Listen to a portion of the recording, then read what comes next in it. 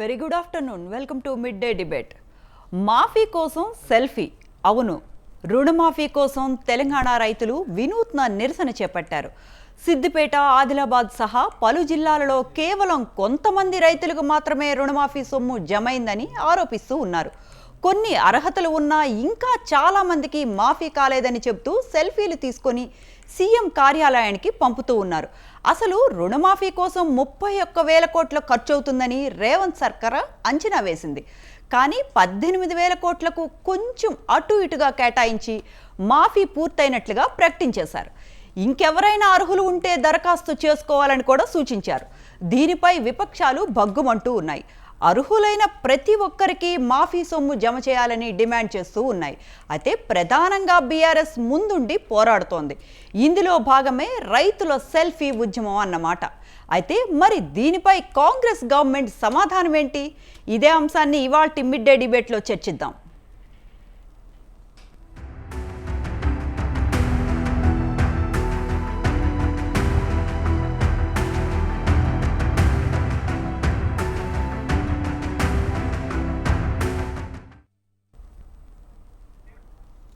అయితే ఇప్పుడు తెలంగాణ రాజకీయం చాలా హీట్ ఎక్కిందనే చెప్పాలి. సెల్ఫీ ఫర్ రుణమాఫీకి రైతులు శ్రీకారం చుట్టారు. అలాగే ప్రతిపక్షాలు కూడా రైతు భరోసాపై డిమాండ్ చేస్తూ ఉన్నాయి. అయితే ఇదే అంశాలకు సంబంధించిన ఇవాల్టి మిడ్ డే డిబేట్లో చర్చిద్దాం. మనతో చర్చలో పాల్గొనడానికి బొమ్మర రామ్మూర్తి గారు, బీఆర్ఎస్ రాష్ట్ర నాయకులు, అలాగే బీజేపీ నుంచి పైలా కృష్ణారెడ్డి గారు జాయిన్ అయ్యారు. అలాగే నమస్కారం అండి. నమస్కారం.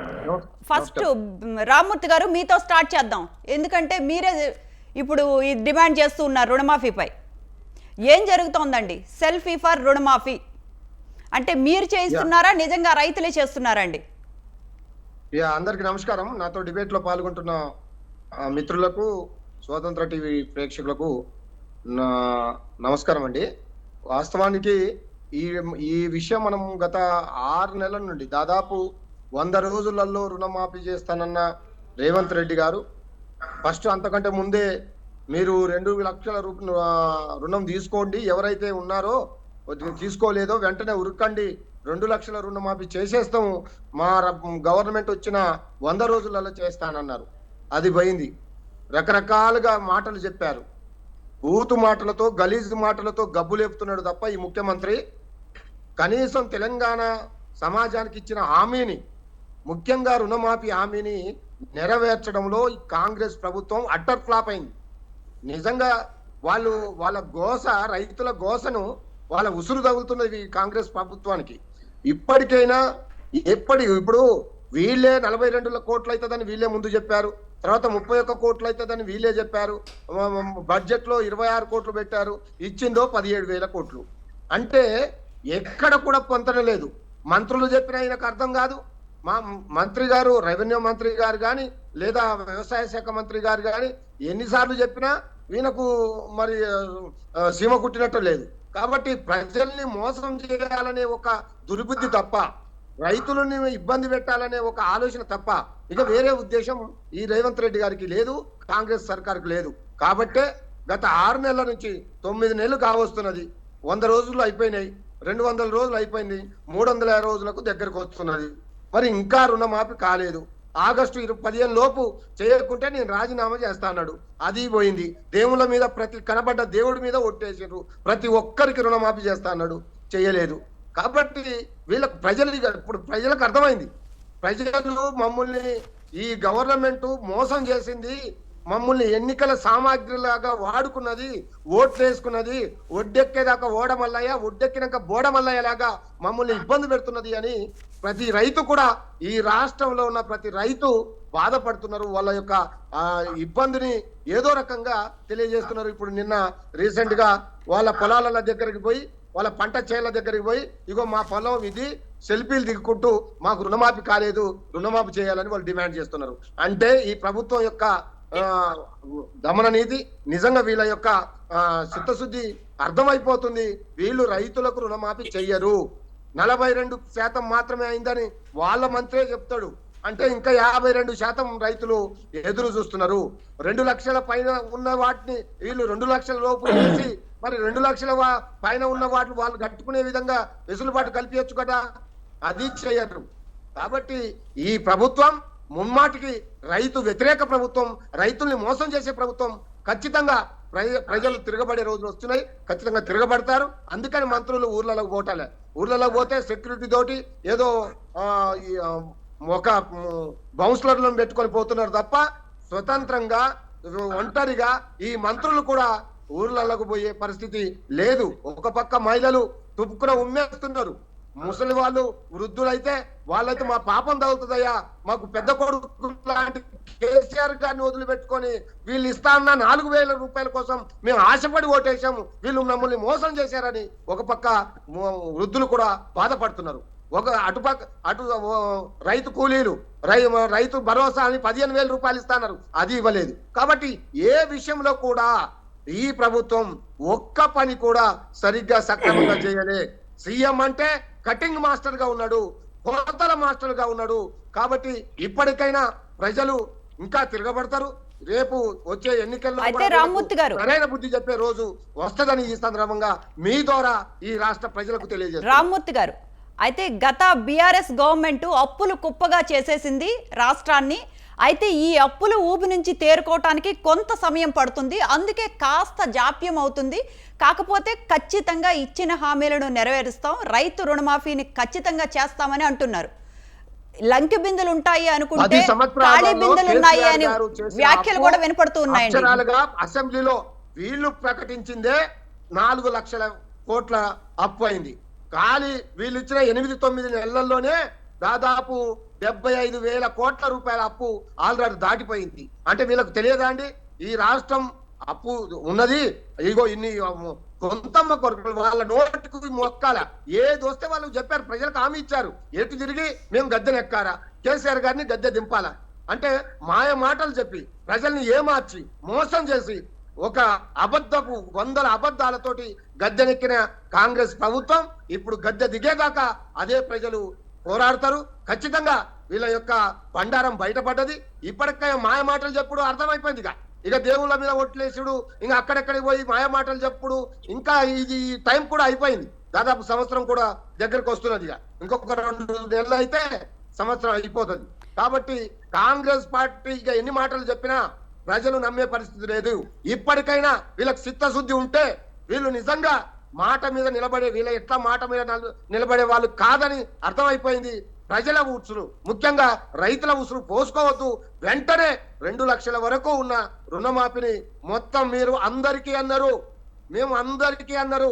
ఉద్యోగుల, ఐటీలా, లేదా రేషన్ కార్డు ఉన్న వాళ్ళ, లేని వాళ్ళ, కుటుంబీలా అని ఇవన్నీ ఏం చెప్పలేరు ఎన్నికలకు ముందు. ఇప్పుడు చెప్తున్నారు. ఇప్పుడు 31 రకాల కొర్రీలు పెట్టి రైతుల్ని ఇబ్బంది పెట్టే ప్రయత్నం ఈ కాంగ్రెస్ పార్టీ చేస్తున్నది. ఖచ్చితంగా వీళ్లను మెడలు వంచి, కాంగ్రెస్ ప్రభుత్వం మెడలు వంచి 100కు 100% రైతులందరికీ రుణమాఫీ అయ్యేదాకా బీఆర్ఎస్ పార్టీ పోరాడుతుందని ఈ సందర్భంగా తెలియజేస్తున్నాం. రైట్, రామ్మూర్తి గారు మళ్ళీ మీ దగ్గరకు వస్తానండి. కృష్ణారెడ్డి గారు నమస్తే అండి. నమస్కారం. మీరేమంటారండి సెల్ఫీ ఫర్ రుణమాఫీ? మేడం, ముందుగా మీకు ఐన్యూస్ ప్రేక్షకులకు మరియు స్వతంత్ర టీవీ ప్రేక్షకులకు, అలాగే ఈ చర్చా వేదికలో పాల్గొంటున్న వివిధ నాయకులందరికీ శుభ సాయంత్రం తెలియజేసుకుంటూ, రేవంత్ రెడ్డి గారు ప్రజా సమస్యల కంటే ఢిల్లీకి మూటలు మోచే దాంట్లో పెద్దగా ఇంట్రెస్ట్ ఉన్నాడు. బ్లాక్ మెయిలింగ్ రాజకీయాలలో నెంబర్ 1 రాజకీయ నాయకుడు ఎవరన్నా ఉన్నారు అంటే పూర్తి స్థాయిలో ఆరోపణలు చేస్తున్నాము అంటే నిజ నిర్ధారణలతోటి చేస్తున్నాము. రేవంత్ రెడ్డి గారి వ్యవహార శైలి ఎలా ప్రభుత్వం నడుస్తుందంటే 9 నెలలు అయిపోనికి వస్తుంది. ఈ రోజు పూర్తి స్థాయిలో కేబినెట్ విస్తరణ లేదు, అలాగే హోం శాఖ లేదు, శాంతి భద్రతలు లేవు, ప్రజా సమస్యలు పట్టించుకునేటోరు లేరు. జిల్లాలు కమిషన్ మంత్రులు పూర్తి స్థాయిలో కమిషన్ల మీద తప్ప వాళ్లకు మీరు ఎంతనన్నా తెచ్చుకోండి, 10%, 12% కమిషన్లు తీసుకోండి. ఇవి ఆధారాలతో సహా నేను చెప్తున్నాను. ప్రతి కాంట్రాక్టర్ను బెదిరిస్తున్నది చెప్తున్నాను. ప్రతి మంత్రి దగ్గరికి పోతే, ఎమ్మెల్యే దగ్గరకు పోతే 10% తీసుకురండి, మీరు బిల్లులు రిలీజ్ చేసుకోండి.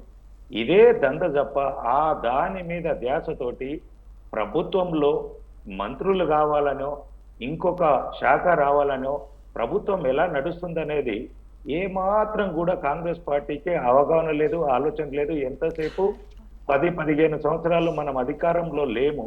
మళ్ళీ ఈసారి పోతే మళ్ళీ 20 ఏళ్ల దాకా కూడా తెలంగాణలో అధికారంలోకి రాము అంటే మనం ఎంత సంపాదించుకోవాలా, ఏం చేసుకోవాలి అనే దాని మీద ఉన్న తప్ప ప్రజా సమస్యలు ఏమున్నాయి, రైతులకు మనం ఏం చెప్పినాము, ప్రజలకు ఏమి చెప్పినాము, బడుగు బలహీన వర్గాలకు ఏమి చెప్పినాము, హైదరాబాద్ ప్రజానీకానికి ఏం చెప్పినాము, ఎలా అభివృద్ధి చేస్తామని చెప్పినాము, ఎలాంటి అవసరాలు తీరుస్తామని చెప్పినామనేది పక్కకు పెట్టేసి ఎంతసేపు హైడ్రా అనేది పెట్టడము, బిల్డర్లను బ్లాక్ మెయిలింగ్ చేయడము, డబ్బు సంచులు మూట కట్టడము. ఇప్పుడు మహారాష్ట్ర, మధ్యప్రదేశ్, జమ్మూ కాశ్మీర్ ఎలక్షన్లకు మూటలు ఎలా పంపాలనే దాని మీద ఆలోచన తప్ప ఎంతసేపు రైతు రుణమాఫీ చేద్దామని లేదు, రైతు బంధు ఇద్దామని చెప్పి లేదు, రైతు పండించిన పంటకు గిట్టుబాటు ధర ఇచ్చి కొనుగోలు చేద్దామనేది లేదు, ఆరోగ్యశ్రీ గురించి పట్టించుకున్న నాదు లేదు.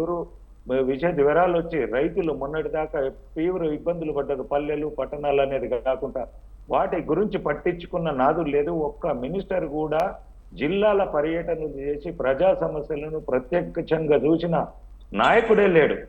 ఎంతసేపు పెద్ద పెద్ద మాటలు మాట్లాడడము, బెదిరింపు మాటలు మాట్లాడడము, ఎంతసేపు బ్లాక్ మెయిల్ విధంగానే రాజకీయాన్ని నడుపుతున్నాడు. రేవంత్ రెడ్డి గారికి పూర్తి స్థాయి తెలిసిన రాజకీయం ఏదైనా ఉన్నది అంటే ఆయన రాజకీయాలలో పెద్దగా వచ్చింది కూడా పూర్తి స్థాయి బ్లాక్ మెయిలింగ్ రాజకీయాలు, బెదిరింపు రాజకీయాలు, ఎంతసేపు మీడియాను అడ్డం పెట్టుకోవడము. ఇక్కడ కొన్ని ఇక అనకూడదు కానీ కొన్ని ప్రాంత మీడియాలు సామాజిక వర్గ దృక్పథంతో అక్కడ చంద్రబాబు నాయుడు మా మిత్రుడే ఉన్నాడు, అక్కడ కొంతమంది ఉన్నారు, ఆ మిత్ర మీడియా వచ్చేసి ఇక్కడ రేవంత్ రెడ్డి గారిని పొగడడం తప్ప తెలంగాణకు కొనగూరుతున్నదేమి లేదు, తెలంగాణకు చేస్తున్నదేమి లేదు. కానీ ఎంతసేపు ఈ హైడ్రా ద్వారా కానీ తెలంగాణ సమాజంలో పూర్తి స్థాయిలో చాలా ఇబ్బందికరమైన పరిస్థితులు ఉన్నాయి. ఈసారి తెలంగాణలో 25%, 25% మంది రైతులు పంటలు పెట్టలు సకాలంలో వర్షాలు పడలేవు, పెట్టిన వంట వచ్చే టైంలో అకాల వర్షాలతోటి పూర్తి స్థాయిలో నష్టపోయింది. వాళ్ళకు నష్టపరిహారం గురించి కానీ, రైతు రుణాల గురించి కానీ. ఇంకొక ముఖ్య విషయం ఏంటంటే బ్యాంకర్లు, మీరు ఏ బ్యాంక్ కన్నా వెళ్ళండి, అందులో ఒక 500 ఖాతాలు రైతులై ఉంటే దాంట్లో 200 నుంచి 250 అకౌంట్లకు లాకులు వేశారు బ్యాంక్ అధికారులు. దాని మీద గురించి మాట్లాడాల్సి ఉంది. వాళ్ళు రుణాలు కట్టలేకపోయిందంటే ఎందుకు కట్టలేకపోయినరు? వాళ్ళ పంట సరిగ్గా పంటకపోవడము, లేదంటే వాళ్ళకు ఆర్థిక ఇబ్బందులతో కట్టలేకపోయినరు. వాళ్ళని కనీసమైన ఒక నోట్ ఇచ్చో, బ్యాంకు ద్వారా ఎవరినైనా మనిషిని పంపించో, ఏ టైంకి వల్ల మీరు కట్టాలని చెప్పకుండా పెట్టకొయ్యంట పెన్షన్ డబ్బులు వచ్చే వ్యక్తులకి కూడా వారు రేషన్ కార్డులో 4 ఉంటే 4కి అకౌంట్లు బ్లాక్ చేసి బ్యాంకులు జమ చేసుకుంటున్నాయి. దీంతో బ్యాంక్ ట్రాన్సాక్షన్స్ వాళ్ళు ఏం చేసుకోలేకపోతున్నారు. కాబట్టి తీవ్ర ఇబ్బందులు ఉన్నవి. వాస్తవ పరిస్థితులు గ్రౌండ్లోకి వెళ్తే తెలుస్తుంది కాంగ్రెస్ పార్టీ నాయకులకు. ఇది ఎక్కువ రోజులు ఉండే ప్రభుత్వం కాదనేది నేను తెలియజేస్తున్నా. రైట్. అయితే మనతో పాటు జాయిన్ అవుతున్నారు టీపీసీసీ ఎస్సీ సెల్ రాష్ట్ర కన్వీనర్ మోహన్ గారు. మోహన్ గారు నమస్తే అండి. మోహన్ గారు వినపడుతోందండి? నమస్కారం అమ్మా. నమస్కారం అండి. ఏంటండి సెల్ఫీ ఫర్ రుణమాఫీ? దేశానికి వెన్నెముక రైతు. అలాంటి రైతు బాధని మీరు పట్టించుకోవట్లేదు. అధికారంలోకి రావటానికి అన్ని హామీలు ఇచ్చేశారు. ఆల్రెడీ ఇప్పుడు రామ్మూర్తి గారు మాట్లాడుతూ ఇన్ని అప్పులున్నాయని ముందే తెలుసు కదా వాళ్ళకి. తెలిసినప్పుడు ఇప్పుడు ఇన్ని అప్పులున్నాయి మాకు టైం కావాలి అని అడగటం ఎంతవరకు కరెక్ట్? రైతులకి అన్యాయం చేస్తే అంత మంచిది కాదు, వాళ్ళ ఉసురు ఊరికే పోదు అని అంటున్నారు. మరి ఇన్ని అప్పులున్నాయని మీకు ముందే తెలుసు కదండి. అధికారంలోకి రావటానికి మీరు ఇన్ని హామీలు ఇచ్చినప్పుడు రైతుకి నెరవేర్చాల్సిన బాధ్యత మీపై ఉంది కదండి. దీనిపై మీరేమంటారు? ముందుగా స్నేహ టీవీ యాజమాన్యానికి, మీకు ప్యానెల్లో ఉన్నటువంటి స్వతంత్ర టీవీ అండి, స్వాతంత్ర టీవీ సారీ అమ్మా, ప్యానెల్లో ఉన్న మీ అందరికి కూడా నా హృదయపూర్వక నమస్కారాలమ్మా. అయితే సోదరుడు మాట్లాడుతూ కాంగ్రెస్ పార్టీ చాలా రోజులు ఉండదు, కాంగ్రెస్ పార్టీ చిత్తశుద్ధి లేదు అని మాట్లాడినారు. మీరు కూడా అడిగిన ప్రశ్నకు సమాధానం చెప్తా తల్లి. భారతదేశంలోనే ఏ రాష్ట్ర ప్రభుత్వం చేయలేనటి సాహసోపతమైన నిర్ణయము ప్రతి రైతుకు ఏకకాలంలో 2 లక్షల రుణమాఫీ అని తీసుకున్నటువంటి ఘన చరిత్ర కలిగిన కాంగ్రెస్ పార్టీ ముఖ్యమంత్రి రేవంత్ రెడ్డి గారిదమ్మా. అయితే ఈ మధ్యలో కొంతమంది సెల్ఫీ విత్ అదేదో తీసుకొని వస్తున్నారు. దీనికి నేను వారితో ఒక మాట, రైతులు నిజంగా రైతులు సెల్ఫీతో వస్తే చాలా సంతోషం అమ్మ. పేడ్ ఆర్టిస్టులు కొంతమందిని తయారు చేసి, పేడ్ ఆర్టిస్టులు బీఆర్ఎస్ నాయకులు కొంతమంది దాన్ని ప్రజల్ని రెచ్చగొడుతూ, రైతులను ఎవరైతే కొంతమంది ఈ బ్యాంకు వాళ్ళు ఇచ్చినటువంటి డేటా సరిగా రాని కాలంలో కొద్దిమంది 1% పబ్లిక్ ఎవరైతే రాలేని పరిస్థితిలో ఉన్నవాళ్ళు వాళ్ళని రెచ్చగొట్టే ప్రయత్నంలో కొంతమంది బీఆర్ఎస్ నాయకులు చిల్లరమల్ల రాజకీయాలు చేస్తూ సెల్ఫీతో ఇది రైతులను పెడుతూ, ఈ ఒక చిన్న ఉదాహరణలు చెప్తా మీకు. ఇదే బీఆర్ఎస్ పార్టీ ఎన్నికల ముందర మేము ప్రచారంలో ఉన్నప్పుడు పక్కనున్న కర్ణాటకలో కాంగ్రెస్ పార్టీ పరిపాలన ఉంది, అక్కడ కరెంట్ ఇవ్వట్లేదు అని కొంతమంది పేడ్ ఆర్టిస్టులను తీసుకొచ్చి మహబూబ్నగర్ జిల్లాలో ప్రచారం చేసే ప్రయత్నం చేసినారమ్మ.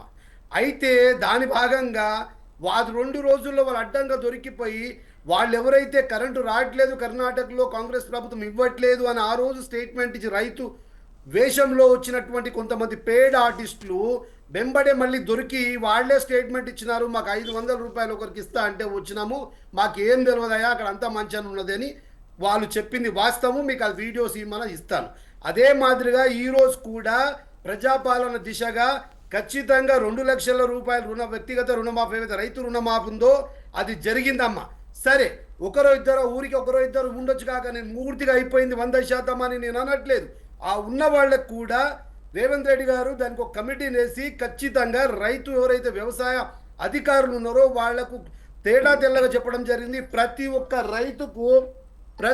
రైతుకు ఇవ్వాల్సిందే, ఎవరికి కూడా ఆపడానికి వీలు లేదు.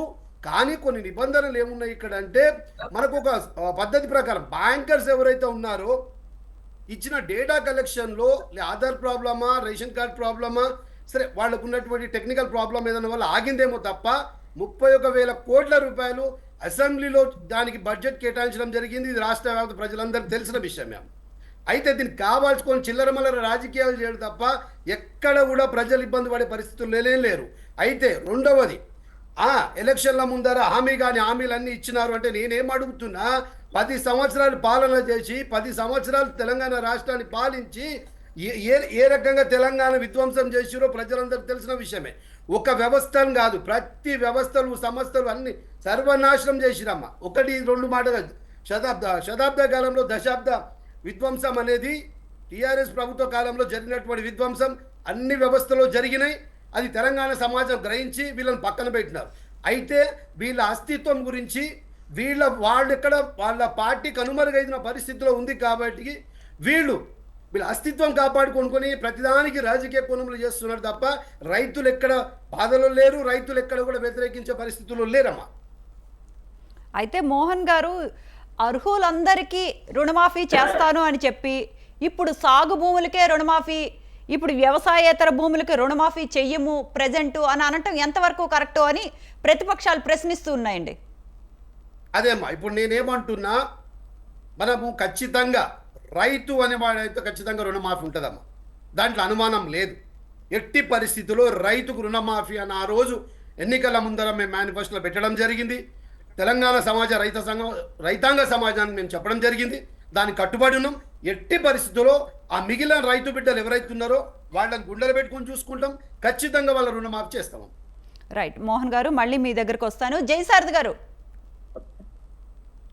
నమస్తే అండి. సారథి గారు వినపడుతోందా? చెప్పండి. వినపడుతోందా అండి? సెల్ఫీ ఫర్ రుణమాఫీ, దీనిపై మీ అభిప్రాయం ఏంటి?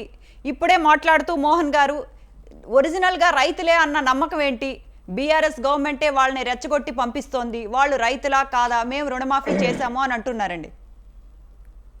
అంటే ఇప్పుడు అధికార పార్టీ ఏదైతే ఎన్నికల సమయంలో ఇచ్చినటువంటి హామీని ఎత్తి చూపడానికి, అందులో ఉన్నటువంటి దాన్ని ఎవరికైనా అసంతృప్తి ఉన్న రైతులను తమకు తిప్పుకోవడానికి ఖచ్చితంగా ప్రతిపక్ష పార్టీ ఏదో ఒక నిరసన వ్యక్తం చేస్తుంటే సహజం. అందులో భాగంగా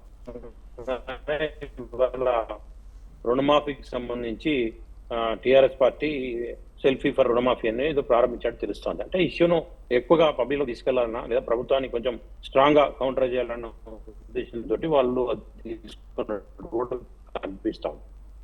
అయితే రుణమాఫీకి సంబంధించినట్టయితే వాస్తవంగా స్టేట్మెంట్స్ వల్లనే ఆ పార్టీ వాళ్ళ కాంగ్రెస్ పార్టీ ఇబ్బందులు ఎదుర్కొంటా ఉంది. గతంలో డెసిషన్ ఒకటి చెప్పి తర్వాత ఇంతే అని చెప్పడం వల్ల ఇవాళ వాళ్ళు కొంత డిఫెన్స్ లో పడి వాళ్ళ ఆన్సర్ చేసుకోవాల్సిన పరిస్థితి ఏర్పడింది. అయితే రుణమాఫీకి సంబంధించి చూసినట్టయితే ఇచ్చినప్పుడే అందరూ కూడా అనుకున్నారు, ఎందుకంటే ఇది ఆర్థికంగా చాలా భారమైనటువంటిది, అది కూడా ఒకేసారి రుణమాఫీ అంటే చాలా కష్టమైనటువంటిది. అన్ని రాజకీయ పక్షాలతో పాటు మేధావులందరూ కూడా అనుకున్నటువంటి పరిస్థితి అదే. ఎందుకంటే రాష్ట్ర ఆర్థిక పరిస్థితి తెలుసు, బడ్జెట్ ఎంత కట్టాల్సిన అప్పులు ఎంత, అట్లాగే ఏ ప్రాజెక్టులు ఎంత నిధులు ఇవ్వాలి, అలాగే కంటిన్యూ అవుతున్నటువంటి ప్రాజెక్టులకు ఎన్ని ఇవ్వాలి, లేకపోతే కొత్తగా ఉన్నటువంటి స్కీమ్స్ కావచ్చు, అంటే పెన్షన్ పథకాలు కావచ్చు, అలాంటివన్నీ కూడా ఉన్నాయి. ఇవన్నిటికి సంబంధించిన జీతభత్యాల పెంపు కూడా ఇంకా చేయాల్సి ఉంది. ఇవన్నీ చేస్తే ఈ రాష్ట్ర బడ్జెట్ సరిపోదు, దాన్ని ఈ హామీలు ఎక్కువైతే అయినటువంటి ఆందోళన ఒక ముఖ్యంగా మేధావి వర్గం నుంచి, జర్నలిజం వైపు నుంచి వినిపించింది. కానీ రాజకీయ పార్టీలు కేవలం ఎన్నికల కోసం కొన్ని హామీలు ఇస్తాయి. అయితే ఎన్నికల హామీలు ఎట్లయిపోయినాయంటే ఏ పార్టీ ఈ పార్టీ ఆ పార్టీ అట్లేండి, అన్ని పార్టీలు కూడా ఏంటంటే హామీలు ఇస్తాయి. ఇప్పుడు మనం చాలా ప్రకటనలు చూస్తాం పేపర్లలో, ఆ ప్రకటనలలో చివరి ఏముంటాయి, కింద ఉచితం అని ఉంటుంది, లేదా 60% ఆఫర్, 70% ఆఫర్ ఉంటుంది, కింద చిన్నగా షరతులు వర్తిస్తాయి ఉంటాయి. అట్లా రాజకీయ పార్టీల యొక్క హామీలు కూడా అట్లా షరతులు వర్తిస్తాయి. ముందైతే వాళ్ళు హామీలు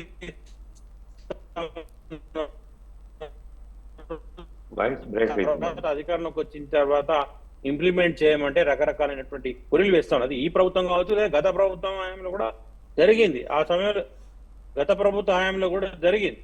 కాబట్టి ఇప్పుడు అర్థం చేసుకోవాల్సి శారద గారు, మీకు అక్కడ సిగ్నల్ సరిగ్గా లేనట్టుందండి, వాయిస్ బ్రేక్ వస్తోంది. రాష్ట్ర ఆర్థిక పరిస్థితి నేపథ్యంలో ఇవ్వగలరా లేదా వారి స్పష్టంగా చెప్పండి. ఇక్కడ వరకు కుండబద్దలు కొట్టినట్టు చెప్పండి, దానితో క్లారిటీ అయిపోతుంది. అయితే డిబేట్ లో కృష్ణారెడ్డి గారు, నమస్కారం మేడం. కృష్ణారెడ్డి గారు, ఇప్పుడు సెల్ఫీ ఫర్ రుణమాఫీ వినపడుతోందండి? కృష్ణారెడ్డి గారు, స్క్రీన్ రొటేట్ ఏమో అవుతుంది, ప్రాబ్లం అవుతుంది. కృష్ణారెడ్డి గారు మీరు మ్యూట్ లో ఉన్నారండి.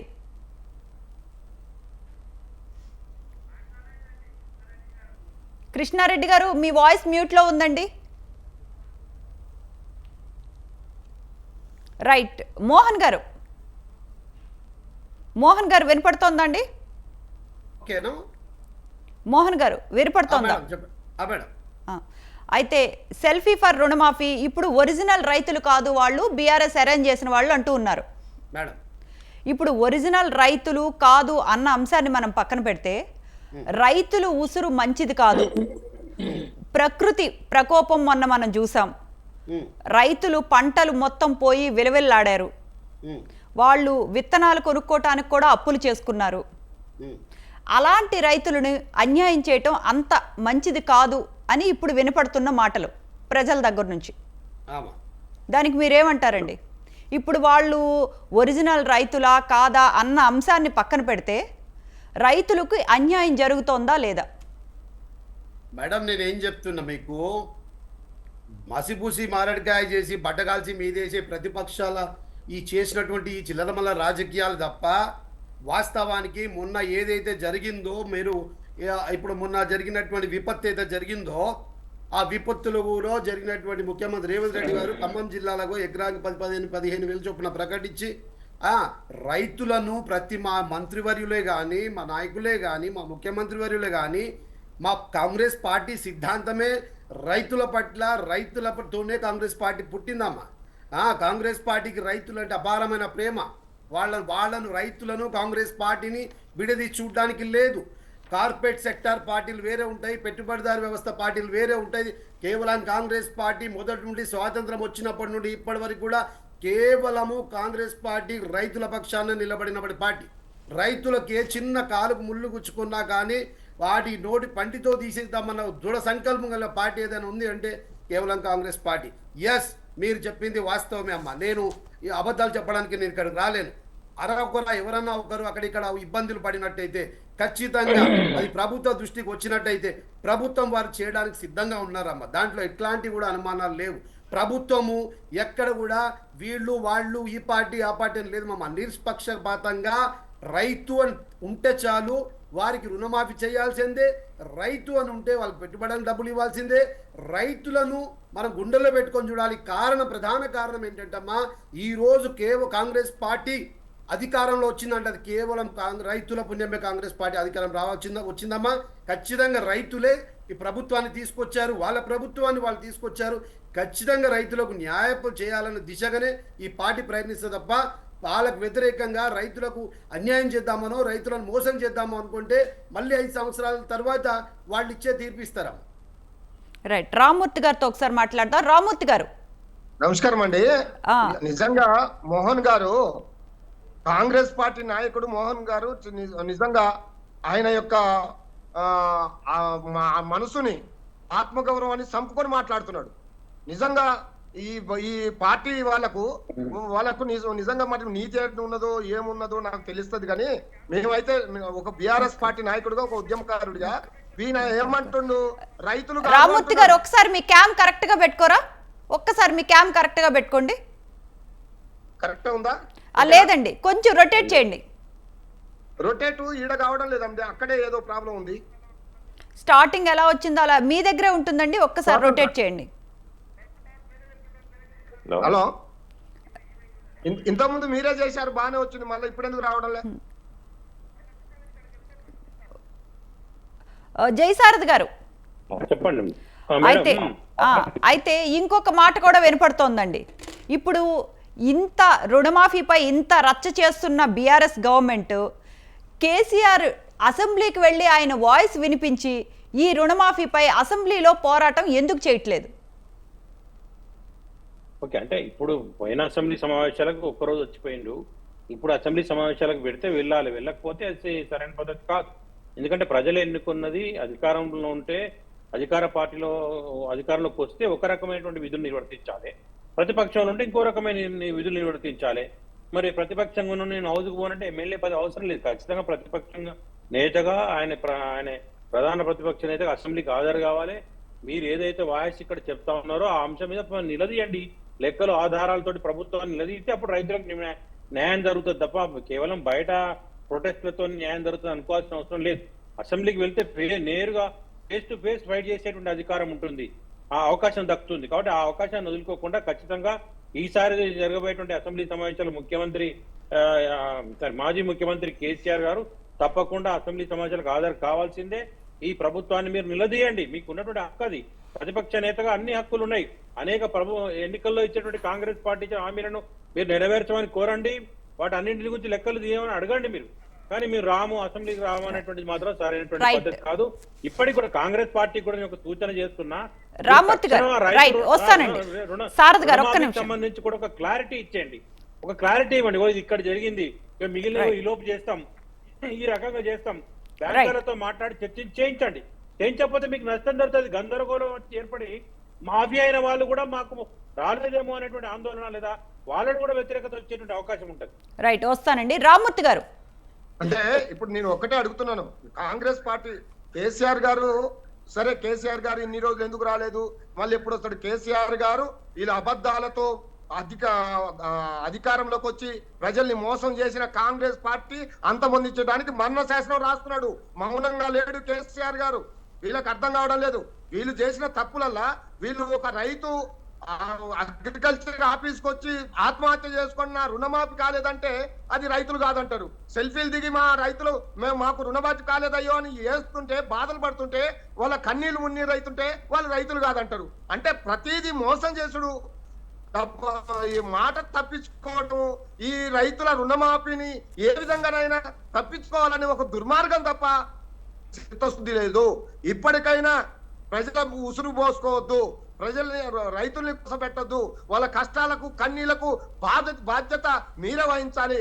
మీరే అంటున్నారు ఇప్పుడు రైతులే మా అధికారాన్ని మాకు ఇచ్చారని, ఆ రైతులే మీ అధికారాన్ని కూలగొట్టడానికి ఇప్పుడు సిద్ధంగా ఉన్నారు. వాళ్ళందరూ రెడీ అవుతున్నారు. మీరు చేసిన మోసాలు ఒక్కటొక్కటి బయటికి తెస్తున్నారు వాళ్ళే.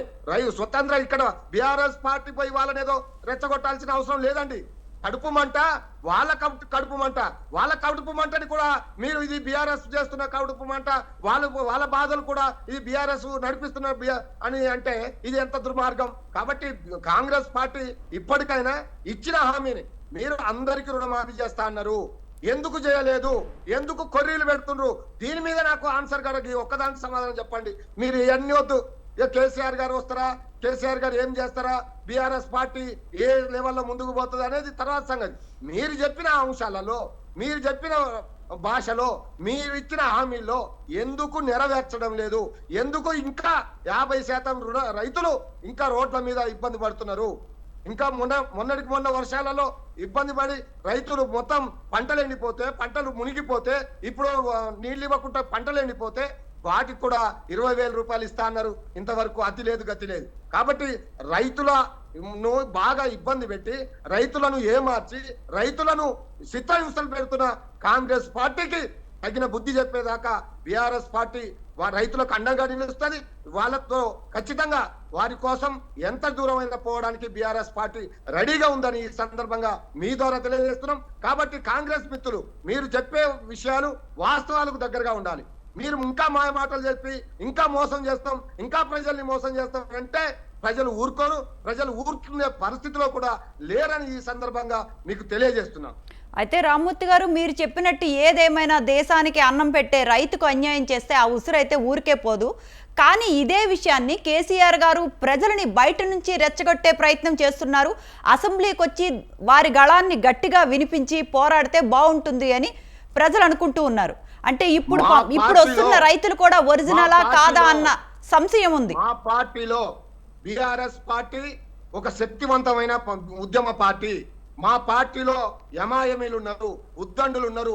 ఏ అంశాన్నైనా చాలా సక్రమంగా, చాలా నీట్ గా అర్థమయ్యేటట్టు చెప్పేటట్టు మా హరీష్ రావు గారు, మా కేటీఆర్ గారు, మా పల్లా రాజేశ్వర రెడ్డి గారు, మా జగదీష్ రెడ్డి గారు, మీరు ఎవరినైనా తీసుకోండి, మేము ఎక్కడ కూడా మేము వెనుకడు చేసే వాళ్ళం కాదు. కాబట్టి సమస్యల్ని మేము బయటకు తీసుకొస్తున్నాం.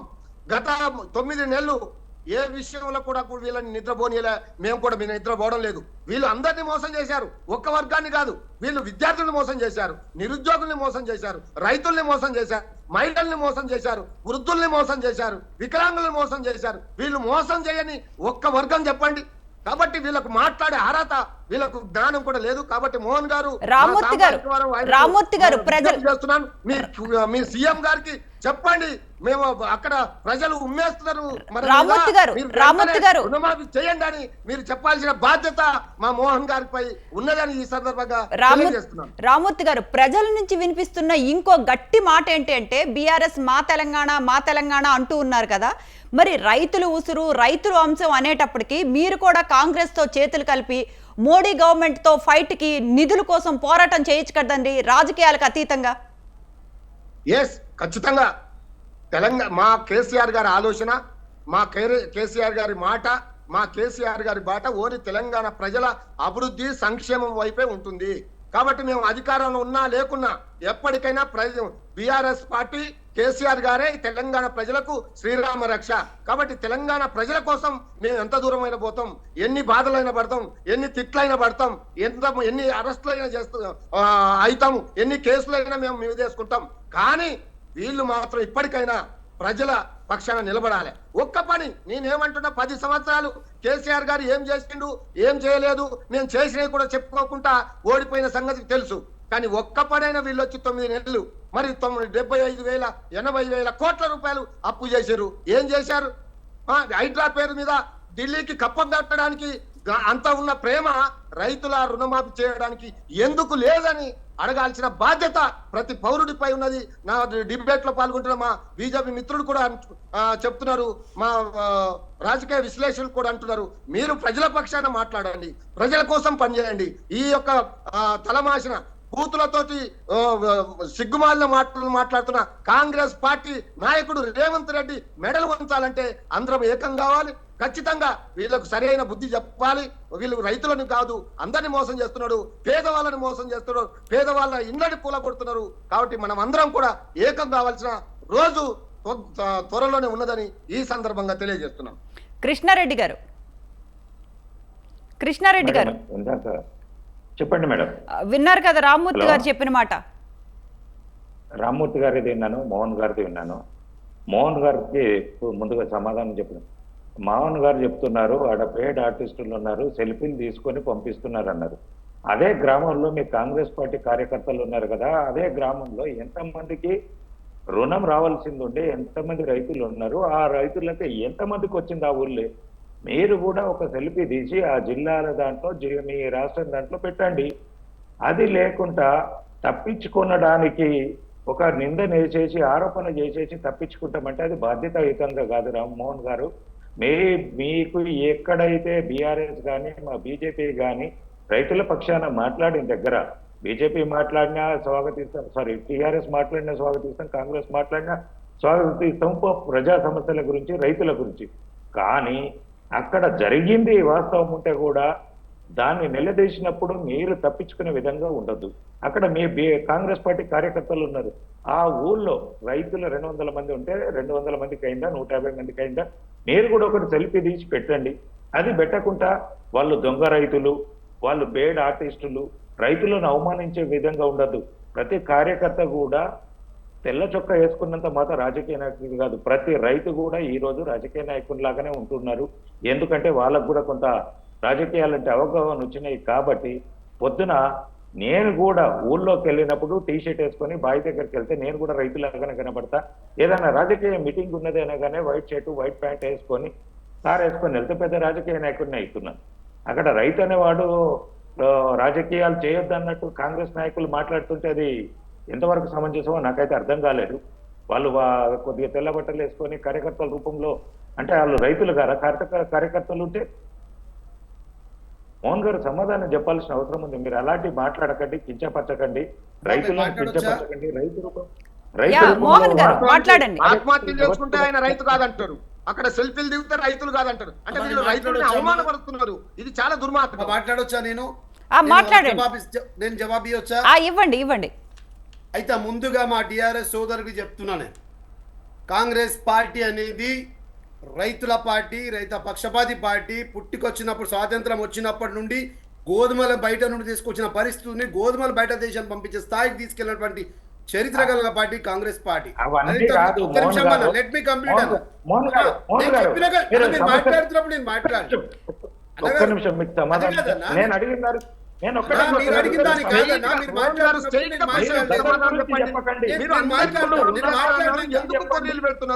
కాదన్నా, మీరు మాట్లాడు. అరే గుమ్మడికాయ మాట్లాడా? అట్లా కాదు, నేను మాట్లాడినాక మళ్ళీ మీరు మాట్లాడండి. ఖచ్చితంగా మాట్లాడండి. నేను మాట్లాడినాక మాట్లాడండి. కృష్ణారెడ్డి గారు, మోహన్ గారు అడిగిన దానికి సమాధానం చెప్పండి. మోహన్ గారు, ఈ దేశానికి మోహన్ గారు మీరు అధికారంలో ఉన్నారు, కృష్ణారెడ్డి గారు క్వశ్చన్ చేస్తున్నారు, సమాధానం చెప్పండి. అమ్మ వినాలి. కృష్ణారెడ్డి గారు అడిగినట్టు సెల్ఫీలు దిగేది రైతులా కాదా? దానికి దీనికి ముడిపడి ఉంది. నేను ఇంత మళ్ళీ రిపీట్ చేస్తున్నా, రైతులు కాదు, వాళ్ళు బీఆర్ఎస్ నాయకులు. రైతులు ఎక్కడ కూడా చేయట్లేదు. దానికి ఉదాంతమే చెప్తున్నా. మొన్న అసెంబ్లీ ఎన్నికల ముందరలో మహబూబ్నగర్ జిల్లాలో కర్ణాటక నుండి తీసుకొచ్చి ఒక డ్రామా చేసినారు, ఏమని కరెంట్ రాలేదని. మళ్ళీ వాళ్ళు దొరకడం జరిగింది. సరే అది పక్కన పెడదాం. మొన్న ఎంపీ ఎలక్షన్ల ముందర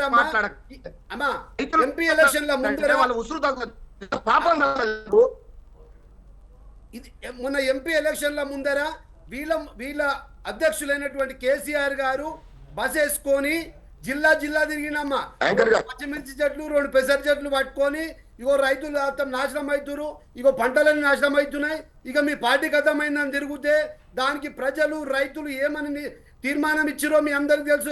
పార్లమెంట్ ఎలక్షన్ లో డిపాజిట్లు కూడా లేవు. అంటే రైతులు ఎవరి పక్షాన ఉన్నారు అనేది ప్రజలందరికీ తెలుసు. మొన్న పార్లమెంట్ ఎన్నికల్లో ప్రూవ్ అయిపోయిందమ్మా. ఒకటి. రెండవదమ్మా, రుణమాఫీ ఖచ్చితంగా చేస్తామమ్మా. ఏదైతే బ్యాంక్ డేటా ఎవరైతే మనకి ప్రభుత్వానికి బ్యాంకుకు ఉన్నటువంటి ఆ సంబంధాలు ఏవైతున్నాయో వాళ్ళు ఇచ్చిన డేటా ఆధారంగానే జరిగిందే తప్ప రైతులకి ప్రభుత్వానికి డైరెక్ట్ కనెక్టివిటీ లేక ఈ మధ్యలో బ్యాంకర్స్ ఉన్నారు కాబట్టి కాదా ఒకరిద్దరు మిస్ అయింది వాస్తవమే. ఖచ్చితంగా మళ్ళీ బ్యాంకర్స్కి ఇన్స్ట్రక్షన్ ఇచ్చినారు అన్నగారు, ఖచ్చితంగా బ్యాంకర్స్కి ఇన్స్ట్రక్షన్ ఇచ్చినారు, బ్యాంకర్స్ దాన్ని సరి చేస్తున్నారు.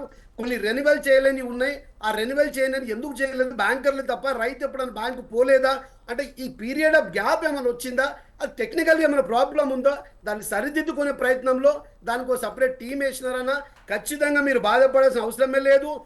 మీకు ఉద్యమాలకు అవకాశం ఇవ్వము, మీరు రోడ్డు మీదకి రావడానికి అవకాశం ఇవ్వము.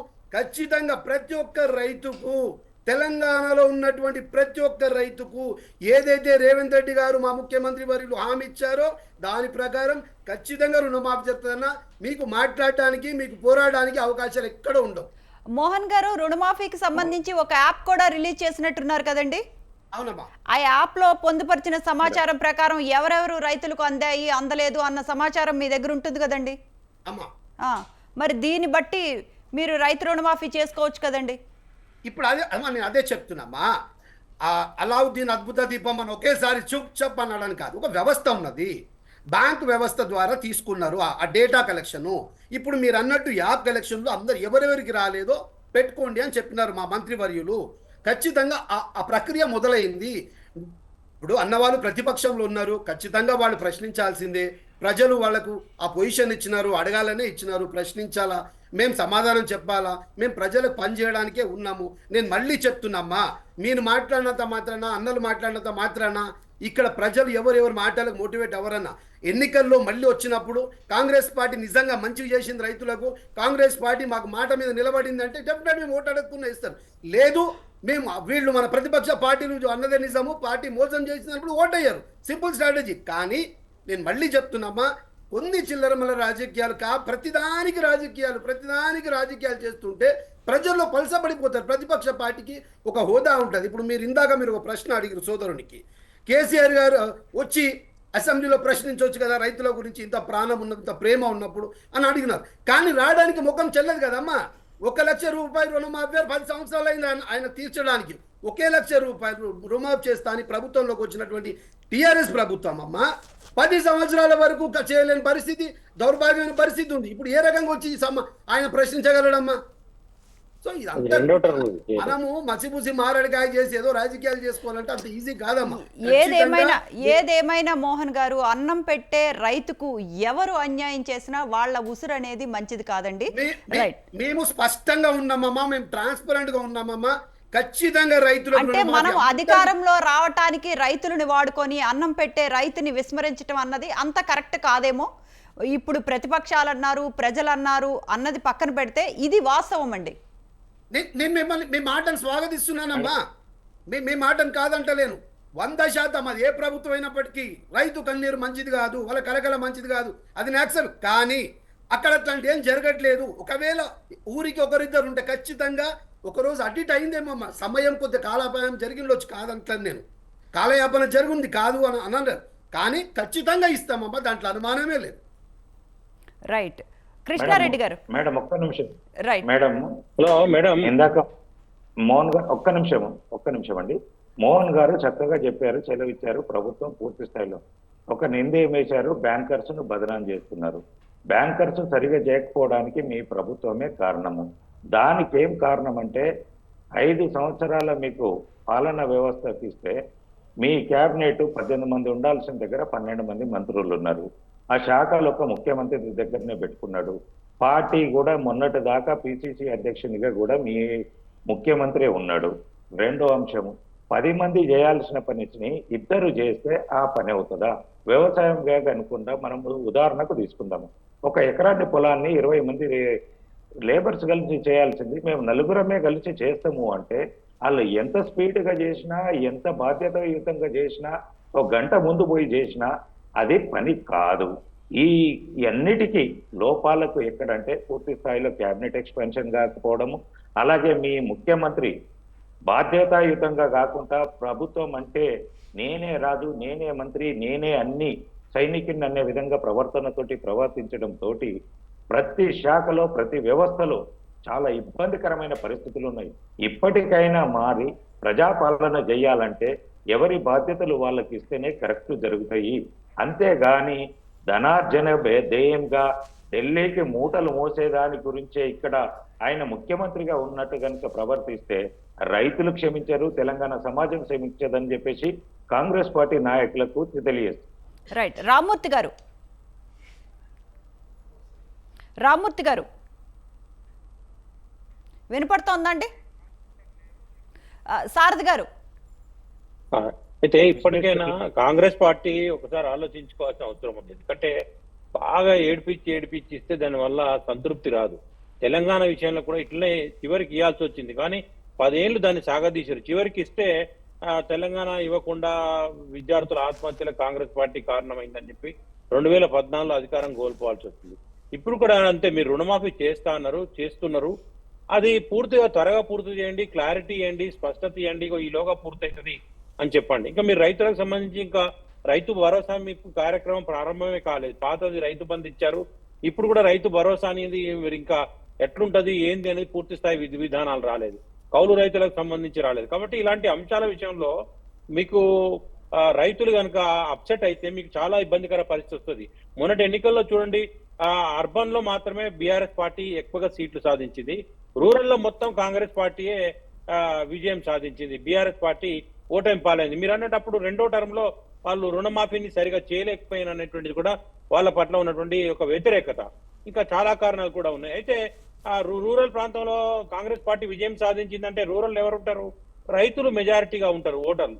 కాబట్టి రైతులు మెజారిటీగా కాంగ్రెస్ పార్టీకి ఓటేసిందంటే ఏ అంశాన్ని చూసి వేసింటారు? ఒక 2-3 అంశాలు. మొదటిది 2 లక్షల రుణమాఫీ అంశము. రెండవ అంశం ఏదైతుందంటే కౌలు రైతులకు ఇస్తున్నటువంటి కౌలు రైతులకు కూడా రైతు భరోసా ఇస్తామనేటువంటిది. మూడో అంశం ఏదైందంటే బియ్యాన్ని కొనుగోలు చేసి దానికి బోనస్ ఇస్తాం, 500 రూపాయలు బోనస్ ఇస్తాం అనేటువంటి అంశము.